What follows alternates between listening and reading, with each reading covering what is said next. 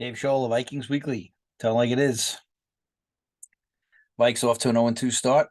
We go out and we trade for some running game, an offensive lineman. But I ask you, what the hell are we doing waiting this long?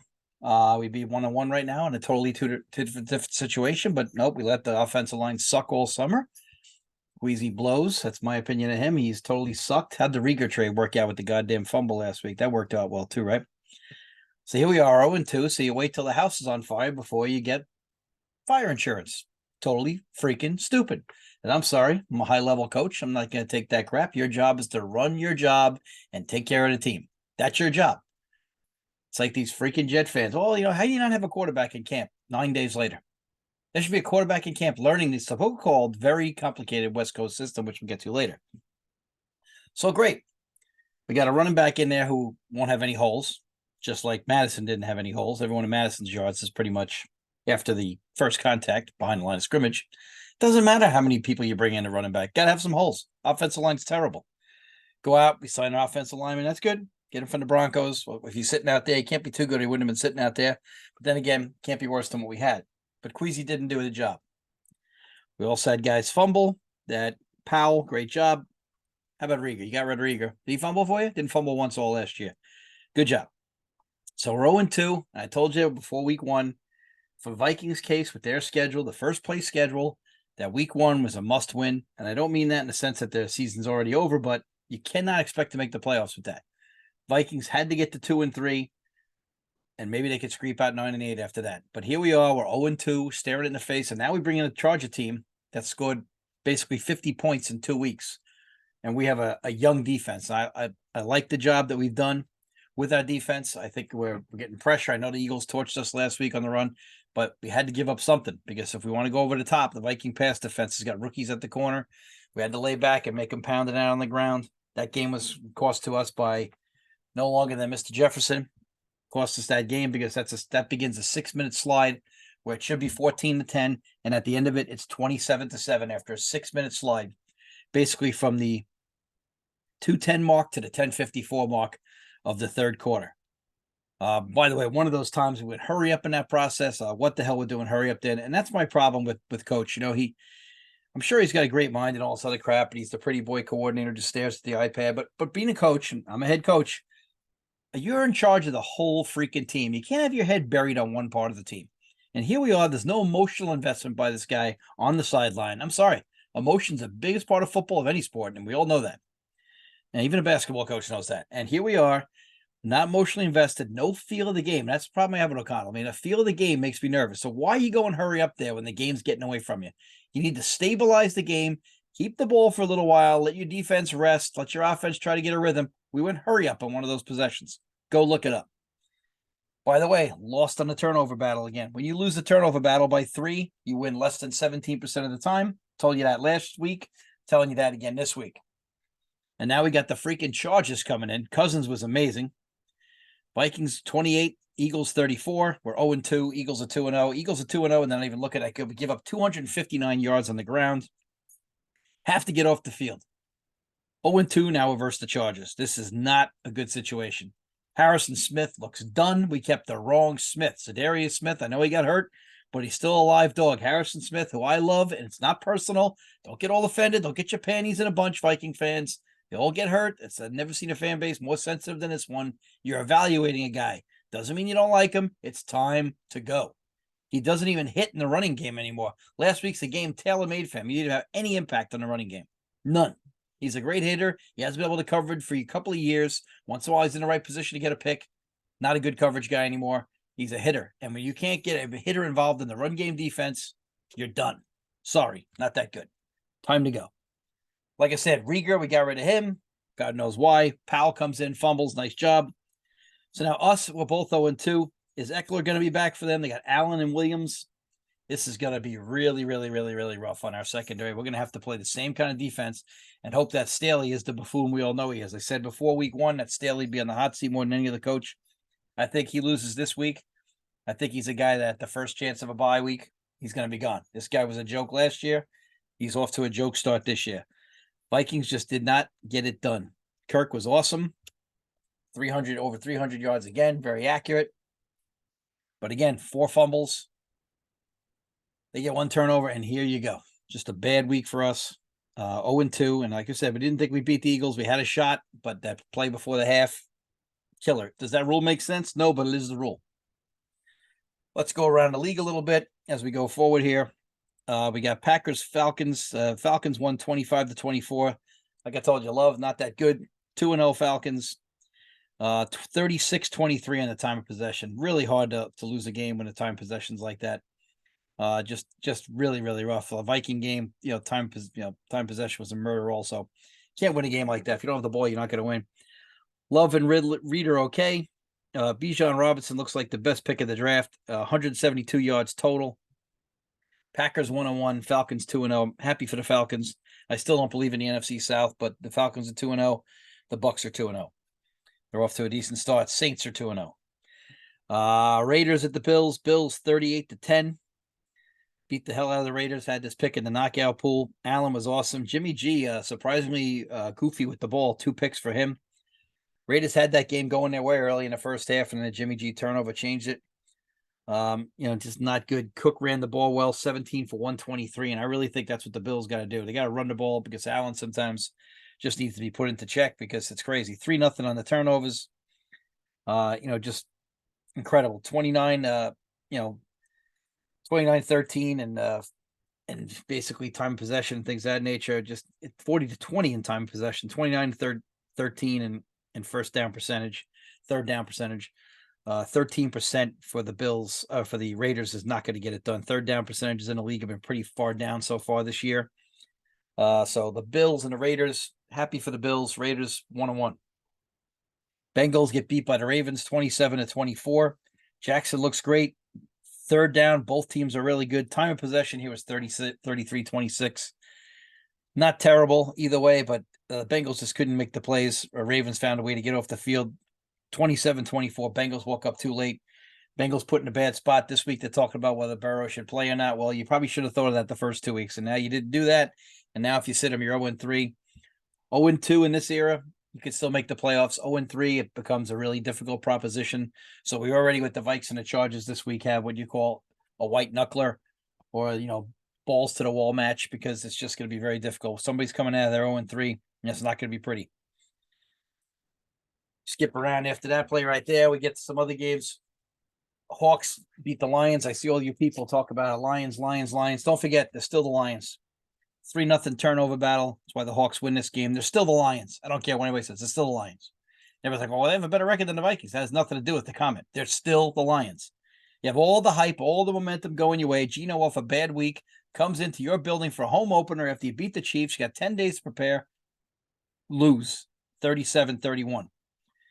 Goff was great. St. Brown was great. Lockett was great. Geno was great. 37-31. Titans beat the Chargers 27-24. Herbert was great. It was Tannehill for Tennessee was really good, very efficient. Not a lot of yards per attempt, but very efficient. Allen and Williams, third downs, two for 14. 2 out of 14 is just incredible on third down. 6 for 14 for the Titans, 2 for 14 for the Chargers. That's been a real weakness of theirs. We'll see how that goes on Sunday. Like I said, 36-28 time of possession. Could be interesting. Bucks, Bears. Oof. Bears looked brutal. You get Mr. Fields on there blaming the coaches. Bucks 2-0, Bears 0-2. Baker was great. Fields continues to struggle. Moore was good for them. Evans was good for Baker again. 35-24 in time of possession. 2-0 in the turnover battle again. Very hard to lose when you're winning that turnover battle. Chiefs are really the only team that week that had a big turnover disparity and lost the game, won the game, even though it was against them in their, against their turnovers. They had 3 and their opponent, the Jags, had 1. We'll get to that game now. Chiefs 3-1 in the turnover battle, still won. Third down, both teams awful. Kirk had a big day running the ball. Lawrence not good. Mahomes was solid. Home field. It was a home field game for later in the playoffs. The game was a big dud. A lot of people betting the over, 17-9. Doesn't work. Saints 2-0 after they beat the Panthers 20-17. Saints have not played well, and they're already 2-0. Carr was okay. The Saint team looks like they're ready to take off in a crappy division. Young was not good. He missed throws, which is a scary thing. Panthers only 239 yards of offense. Third down, 43-28. 28% for the Panthers on third down. Browns gave away their season the other night. Browns, I feel bad for Chubb. I feel like the Browns could really be something if they had Chubb. He seems to be breaking tackles and stuff. Get that awful injury. We hope he's okay. But then they go 1-1. Watson turning the ball over. Too many fumbles. Ford was great. Chubb, Cooper were good, but unfortunately Chubb is out. Pickett was awful. 255 yards of offense for Steelers. 4-1 in the turnover game. That's why you lose that game. 31% to 21 and 28% on third down efficiency. Time of possession, the Browns held time of possession. Steelers offense was just awful. And yet, basically, a defense put 14 points on the board for them. Browns just handed that game away. If they could have buried the Steelers there and get 2 games up in that division, that would have made a difference. They left their season alive, and now they went out and are trying to get Hunt. And we'll see if they get Hunt. I'm sure that'll help them. I'm glad the Vikings didn't investigate Hunt. I don't want them. Colts at the Titans. Colts 1-1. Texans 0 Texans, I should say. Texans 0-2. 31-20 to Colts won. Richardson was okay, but then got a concussion. Minshew came in. He was really good. Stroud was good. Collins was great, 146 yards. 34-25 for Houston for time of possession. This was a toilet bowl game. Somebody has to win. Next. Giants had one of the best comebacks you'll ever see in your life. Daniel Jones grabbed the bull by the balls. He showed he's got tremendous guts. Dobbs was pretty good. Connor was great in the first half. 58-34 on third down. That's the key here. I saw a lot of bad officiating this weekend. The Jet game had some really horrendous penalties. And the NFL says, "Oh yeah, our bad that penalties on the in the red zone against Dallas." So thanks, guy. As a coach, you don't get that back. Just a freaking nightmare of all kinds of sorts. I love when the league admits they made a mistake. Well, it doesn't really help me now. Thanks a lot. Thanks for your help. Anything else you can do for me? Let me know. So Giants came all the way back. Barkley's out. They're playing the Niners tonight because it's Thursday right now. Not going to be good without Barkley. They're number 5 for the Giants. Tibbs is in big trouble. He's kind of saying that his defensive scheme made it that he had no tackles in the game the other day versus the Cardinals. No scheme tells you to make no tackles. I'm sorry. I mean, he just doesn't seem like he's into it. Giant fans are going to get all over him. And this is a game tonight where I think Dable's at his best when he's managing against a team where he's not supposed to even be in the game. I think he's good at taking the clock and managing the game, but we'll have to see. You can't have Daniel Jones running him for his life every night. Giant defense is not getting near the quarterback. That's going to be a big problem because Purdy's very accurate. The Niners can run the ball. 10.5 point spreads a lot, but we'll see. Like I said, I don't talk about the spreads too much because I'm not really a gambling man, but at the same time, I feel like the Giants have an honest shot. I know it's a tough week going back. Maybe they should. Actually, I'm sure they stayed out there, but we'll see how they do tonight. Jets and the boys. This game was closer for a little while, but like I said, a couple of really bad penalties in the red zone versus the Jets. One of them was horrendous. Guy got blocked into the quarterback's hips first. Then on the follow through, he drags to the guy's leg. So he's really not hitting him in the legs. He's hitting him in the hip, and his hands go down the quarterback as he's falling to the ground. Wilson was terrible. 12 for 27. Prescott is as good as he's going to be. 31 for 38. CeeDee Lamb, 143 yards. Third down, 10% for the Jets, 50% for the boys. 42-17 in time possession. 4-0 in the turnover battle. Not going to win many games like that. The thing that pisses me off about the Jets, so Rodgers gets hurt on Monday Night Football. This guy gets hurt basically on the 11th of September. You should have had someone in there on the morning of the 12th. Don't tell me no one wants to trade with you. It's your effing job as a GM. You should be up all night Monday night, you and the rest of your crew, your little minions there in your GM hats, sitting there, and you find out a guy and you get him in there because everybody's talking about how complicated the West Coast offense is. So here you are. You're going to wait till you go 1-2 this weekend maybe in a game you should win before you then press the panic button? This person should have been in there studying for over a week. It's now been 9 days. You should have had someone in there for 9 days studying this offense. Carson Wentz can't learn the West Coast offense in 9 days. So now, if this guy goes out, Zach, and lays an egg on Sunday, I hope he does well because the guy gets abused by the fans unbelievably. I hope he goes out and plays well, but if he doesn't, so now you're going to have wasted 9, 10, 11, it'll be 11, it'll be 12 days by then. It'll be 12 days by then since you could have had this guy in here. Should have had someone in here on the Tuesday afternoon. And it'll be 12 days and you've had nobody in there. It's your job as a GM. That's a terrible job. Somebody has to be in there in case it doesn't work out with this kid. So you're going to wait till it works out and then have a backup? No, your job is to have the plans. You have to assume the worst. You have to hope for the best and prepare for the worst. Chuck Daly quote, one of the best basketball coaches of all time. Niners beat the Rams, game closer than you think. Big play before the half. The Niners go in and score 2-0. Rams 1-1, surprisingly good. Playing better than you thought, but that's what a coach is. And again, coaching matters. And we've seen that right now. 49ers were very balanced. Rams and Stafford played pretty well. 33-20 26, 2-0 in the turnover battle. And that's really the key stat there. 33 to 26 on third downs for LA. Actually, third downs is 22 for the Niners, 50% for LA. Pretty impressive. 33-26 for LA in the basically in the penalty yards and things like that. We saw some bad refereeing this week. We did see some bad calls this week. I mean, it was just really shaky. But Stafford, nice job. Playing well. Rams playing well. Skins 35, Broncos 33. Broncos, again, just can't win a close game. So now you have the Skins, basically, who are 2-0. Who would have thunk of that? Howell 27 for 39. Robinson, like I said, he was great this week also. Wilson was okay for the Bronx. 2-0 turnovers to the Skins' advantage. Time possession 33 to 26. 33% for the Skins on third down, 30 for the Broncos. Again, just really low numbers. Not working out that well. Finns beat the Pats 24-17. Mostert was a stud. Tua was okay. Jones was good. You could see that the Dolphins just have the speed that you just can't believe the speed of this team. It's very tough. I mean, you watch them play, you can tell the speed just jumps off the page at you. So that's the week. But again, Vikings here going in to play San Diego. This is really, well, one of these teams is going to be 0-3, which is not a good situation. 0-3 in this year of 17 games. They don't have a long sample size yet. But 0-3 back in the day is usually below 15% is making the playoffs. This is not going to be a good situation. There's already a nut-cutting game coming up. Let's go around the league here and check out the schedule here. Let's pull up the NFL schedule. Go to ESPN over here. We'll pull up the NFL schedule for the week. Like I said, tonight, we got some exciting games. We'll see what the schedule brings for the week. Tonight, we got the Niners. Niners will probably get to 3-0. We got Tennessee at Cleveland. You got 1-1, basically, versus 1-1. That's two teams that probably could have easily been 2-0. Tennessee lost a tough one to the Saints. That should be a fun game. Atlanta 1-1.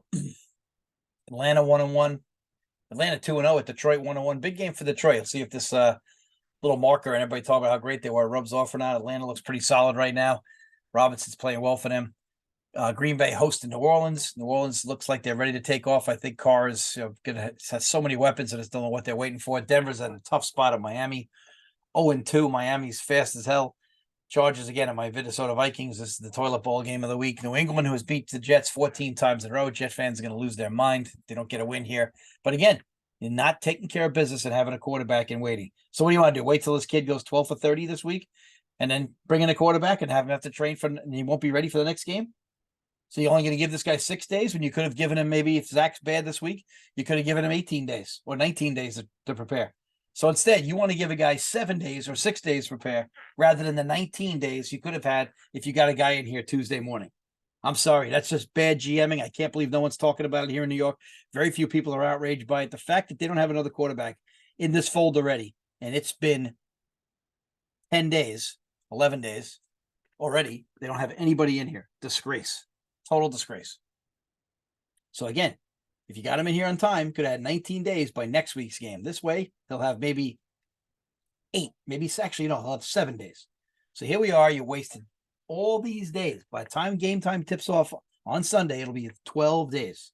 You could have had him in here, and you didn't do it. So now you got to bring him in and give him 6 days instead of 19. Total disgrace. I can't believe there's not been a riot by the fans here. Incredible stupidity.